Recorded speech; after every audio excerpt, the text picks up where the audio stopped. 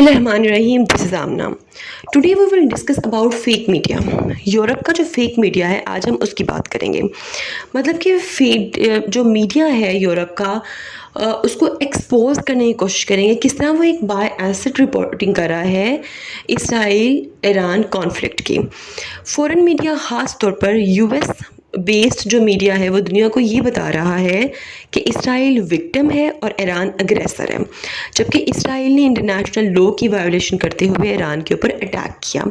ये पूरी दुनिया को नज़र आ रहा है.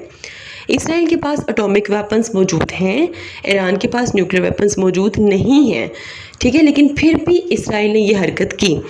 Iran NPT nuclear proliferation treaty का सिग्नेटरी है.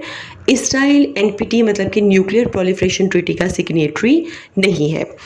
ईरान ने IAEA मींस के जो एजेंसी है एनर्जी एटॉमिक की, उनको इजाज़त दी हुई है कि वो आकर ईरानियन न्यूक्लियर साइट्स को इंस्पेक्ट कर सकते हैं, जबकि इसराइल ने इजाज़त नहीं दी हुई. Despite all these facts and figures media portray this Iran is a nuclear threat to US, to world, to Europe, to Israel. ठीक है, तो मतलब आप दुनिया को क्या दिखाने की कोशिश कर रहे हो? सारे इंटरनेशनल लॉ की धज्जियाँ आप उड़ा रहे हो, ठीक है, और उसके बाद सारे इल्ज़ामात जो उनसे हैं वो आप सिर्फ़ और सिर्फ ईरान पर लगा रहे हो.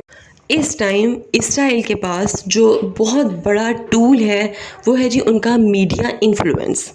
Censorship in media and academia, यानी मीडिया में सेंसरशिप. अगर आप US मीडिया में देखें या यूरोप का मीडिया देखें, आपको बहुत कम इसराइल पर क्रिटिसाइज़ करने वाला कोई ऐसा मीडिया मिलेगा, क्योंकि इसराइल की तरफ से ये इंश्योर किया जाता है कि कोई भी मीडिया पर्सन अगर एंटी इसराइली लाइन पर है तो उसको वहाँ से साफ़ कर दिया जाए, जॉबलेस कर दिया जाए, या उसको इस तरह का सबक सिखाया जाए कि किसी की इतनी ज़रूरत ही ना हो कि वो एंटी इसराइली स्टेटमेंट्स दुनिया के सामने रख सके या इसराइल को क्रिटिसाइज़ कर सके.